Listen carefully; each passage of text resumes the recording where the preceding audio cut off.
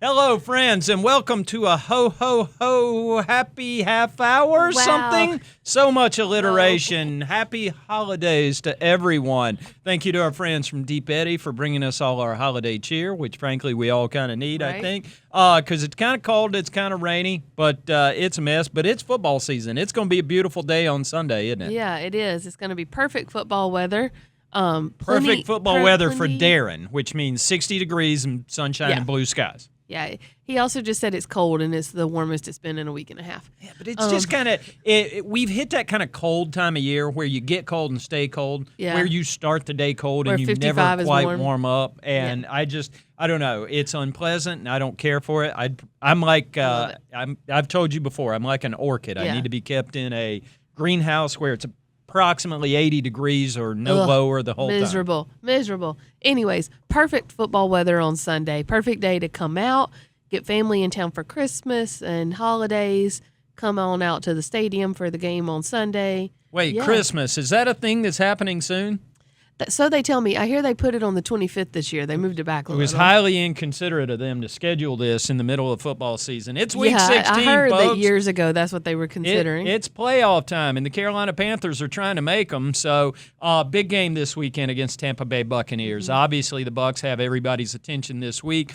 Tampa's won 5 in a row from this team, but on the scope of history, this has been an almost dead-even series as long as these two have been playing. I mean, they didn't play often prior to the realignment that made them division rivals in 2002, but right off the bat, I mean, those games have always gone back and forth. There have been, kind of a couple years at a time swings where one's good, the other one's struggling, or vice versa. But these games, really from the start have always been hardcore football games. And, I mean, I keep going back to 2003 when the Carolina Panthers were about to go to a Super Bowl for the first time.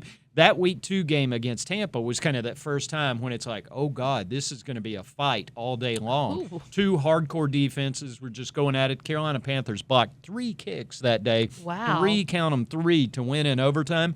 That would have been Tampa coming off of a Super Bowl. That was Tampa, right? The defending Super Bowl champions, and the Panthers in Week 2 of a Super Bowl run right after Jake Delhomme took over as quarterback. But Brad Johnson drove them for what would have been a game-winning score. Chris Jenkins blocked the extra point, sent it to overtime. That was one of 3 block kicks that day. I believe it was 2 by Jenkins, 1 by some guy named Julius Peppers, but it was that kind of day. And frankly, that's kind of what I'm expecting coming in on Sunday because both of these teams, I don't necessarily mean the defensive part of it, but both these teams know exactly what's in front of them. It's win or go home effectively for both of them because they're 7-7, tied for the top of the division, play each other twice in the next 3 weeks. So let's get after it, and there's not going to be any pulling punches. It's going to be just throw down from the gun on Sunday. I'm so curious to see how this game is going to go because we've seen the Panthers kind of the pendulum swings one way then the other week to week for the past few weeks, and the Bucs, frankly, have really kind of struggled. They're like 2-5 in their last 7 games. I call a spade against the Falcons. Baker just looked a little shell shocked, which was so surprising considering he had all of his weapons out on the field together for the first time this season. And that's just not what we're used to seeing from him. You almost just, this is me speculating, you almost have to wonder if that AC joint's bothering him a little more than he's letting on. But I don't expect to see the Bucs of the last 7 weeks here on Sunday. I was going to say, because you said that everybody knows what this game means. Yeah, I am reminded of the words of the immortal poet Chuck D of Public Enemy, who said, "Can't trust it." And if you think Baker Mayfield's on a skid, I wouldn't trust that any farther than I could throw Baker Mayfield. That's not a short joke, by the way. It's a built joke. Baker is a tough dude, and I learned that when he was here briefly in 2022, coming off that high ankle sprain and trying to play. I mean, a week after a high ankle sprain, he's out there in the bubble trying to prove to Steve Wilkes he's able to play, and he clearly could not move, and he clearly would not quit. I mean, he is one of those tough dudes. I mean, Brad Idzik told a funny story today about being with him the other year, and they basically told Baker, there's going to be an end around. It's coming your direction. We do not want you to block. Mm-hmm. Stay away from anybody in the other team's jersey, which happened to be San Francisco 49ers. naturally Baker was out there on the edge blocking Nick Bosa. Of course. So that's just this dude's personality. It fires everybody up. I remember him out here helmetless head-butting people when he was not playing in 2022. He's just that guy. So if you think Baker is, I don't trust for a second that he's not going to be at his best on Sunday. Evero kind of made a good point today, too, because obviously the quarterback slide has been a topic of conversation the last week. And he said, you don't really have to worry about that with Baker so much. He's going to just lower his shoulder and run through you. So it may be a little easier to try to get a form tackle on him. Silver linings. But, he's – By the way, funny Bucks Panthers story about quarterback slides. Back in the old days, speaking of those old games, one Jake Delhomme once tried to buy a cheap 15 yards with a late slide going out of bounds. And a certain Derek Brooks, maybe you've heard of him. He's in the Hall of Fame. But Derek Brooks told Jake in no uncertain terms, if you try that again, you likely will not enjoy the experience. And that's the clean version. At which point Rodney Peete, his backup quarterback, looked at Jake and said, do not do that again because I am not going in the game with Derek Brooks in that mood. So that's a quick story about Bucks Panthers games of the past and how it gets that way. I can see Jake doing it too with just a grin on his face. Yeah, everybody thought that was funny except Rodney. Yeah, Rodney's like, nope, not today. That kind of makes me think. Rico Dowdle was talking yesterday about what it's like to have to play against Vita Vea. He's like, do you realize how large of a human he is? And you're supposed to run through him. That's right. But they're definitely going to try. Rico is very, very well aware that he is 22 yards away from 1,000 rushing yards. He was also very clear to make the point that that's not his focus. Right. The focus is doing whatever he needs to do and is asked to do to help the team win. He's already hit 1,000 scrimmage yards on the season. This would be just purely 1,000 rushing, but there is a little bit of history involved. No doubt. If he does it, I think the first UDFA to do it in back-to-back seasons since 2018, 2019.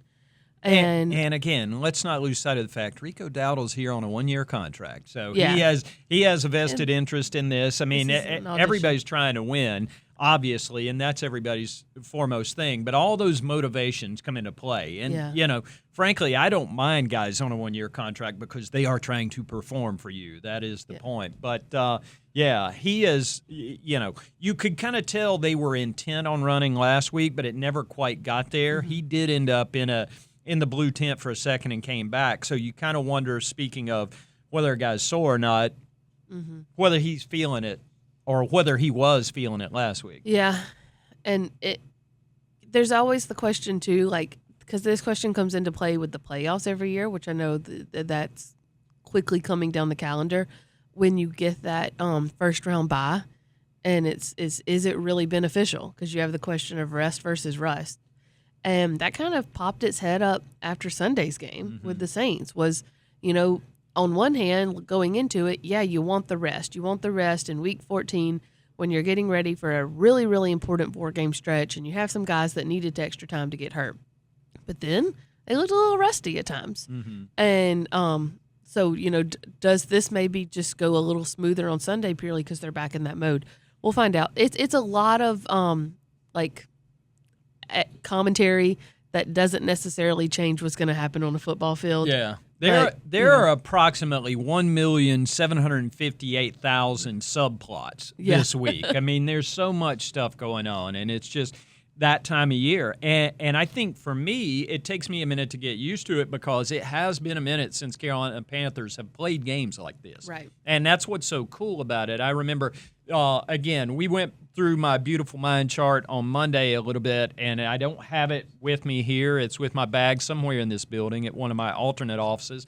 But, the bottom line is there's so much on the line. There's so many ways this can go. But to win this game on Sunday is obviously the big first step, and that's why it's so important. So it's just there's so much going into this, but the Carolina Panthers haven't been in this situation playing these kind of games at home in a long, long time. They've won 7 division titles in franchise history since the first one, which they won in 1996 out here in this building against the Pittsburgh Steelers.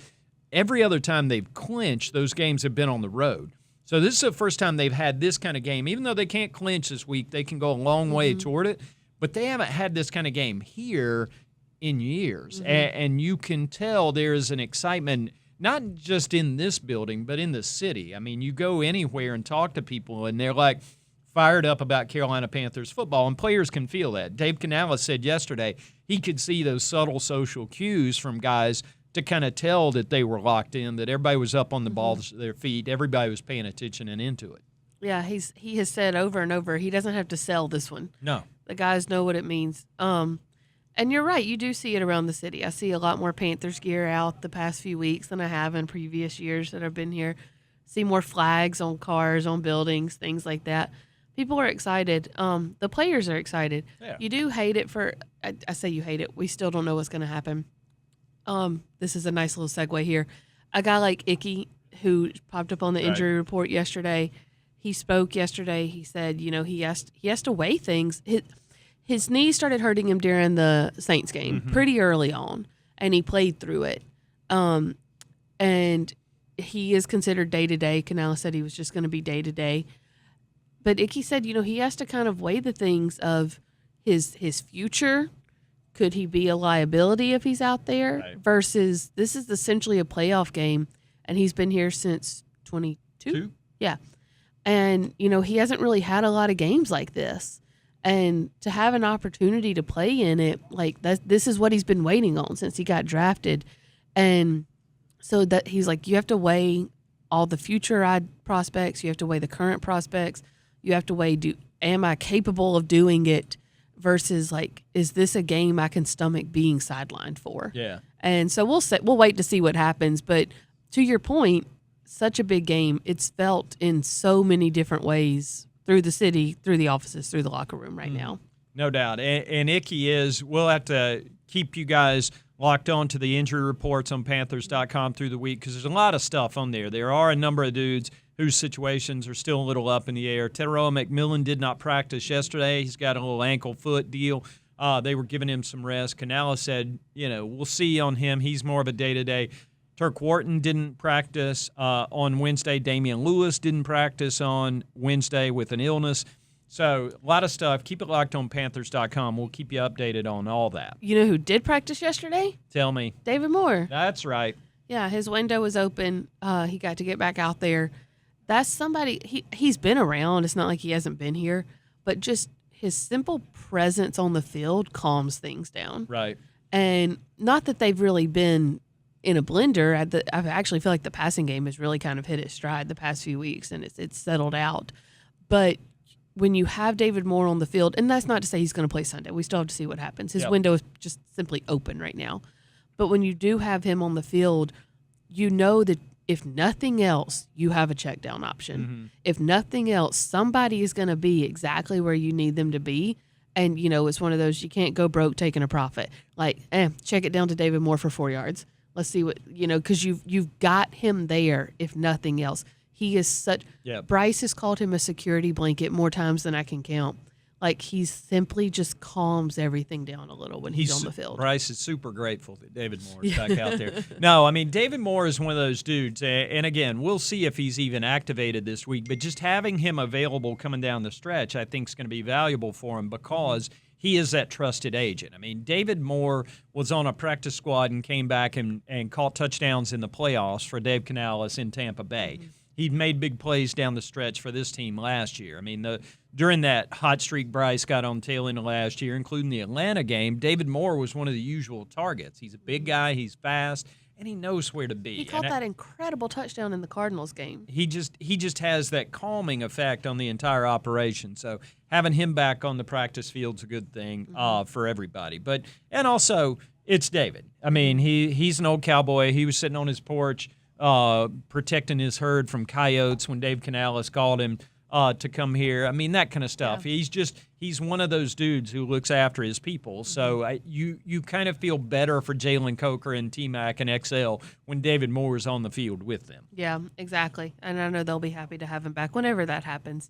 Speaking of T-Mac, what a fun little he doesn't call it a competition. He doesn't call it a rivalry.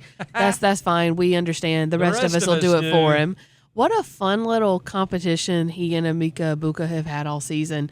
And I think we wrote this yesterday on Panthers.com. their performances aren't necessarily going to like the win or loss for either team on Sunday is not going to be wholly dependent on either one of those guys. But like it's hard to not see the game a little bit through that lens because these are two guys who have really T-Mac has helped make this passing game come alive. Mm-hmm. Amika, the Bucs passing game didn't necessarily need to quote unquote come alive, but Amika stepped in when so many veteran guys were down this season. Mike Evans, Chris Godwin, McMillan, they were all sidelined, and it was the rookie who really kind of stepped in and kept things going for Baker Mayfield and that crew. And so they have been neck and neck all season for who's going to be the top rookie receiver. Not only top rookie receiver, they've both been in the top half of the league, just in purely receptions for a receiver. No doubt. And yards. I think they're tied with touchdowns. They're 20 yards apart in total yardage as of right now. They're like 10 receptions apart, not that many. And, like 0.6 of a yard when it's like average per catch. Yep. They are right there. They're near the top of the Rookie of the Year odds, although Trayvon Henderson took a big leap after a big game on Sunday. But having this matchup, or it's not even a matchup because they're not on the field at the same time, having this little snippet of this competition actually play out on the field 2 of the final 3 weeks, it's going to be exciting. You mentioned last year seeing Bryce versus Michael Penix and thinking I could watch this in the NFC South for the next few years. I think T-Mac and Ibuka are kind of that same vein. It's going to be fun to watch the two of them try to out-duel each other for the next few years in this division. And you know what? I think the Carolina Panthers, if they tell the truth when the microphones aren't on, they'll be perfectly content to have Ibuka be the guy on the other sidelines for the next 10 years because that means Mike Evans won't be that guy. So Mike Evans is back. He had 6 catches for 132 yards last week against Atlanta, and that gave everybody around here PTSD because Mike Evans has made so many plays against this team. I remember J.J. Jansen because the Panthers usually catch the Bucs late in the season. The Bucs always make this Mike 1K, where the Mike, the I, and the K are 1K. See what I did there? Or see what they did there. JJ's like, I've seen that stupid Mike 1K graphic every year for the last 7 years, and I'm kind of sick of it. Don't have to worry about that this year unless he gets on a real heater. But he back. I think somebody said he was going to have to average 140 yards a game to actually make it, and it was this crazy stat, he'd have to average 140 yards. He went out and got 132 versus the Falcons. And he's put up plenty of big games against his team.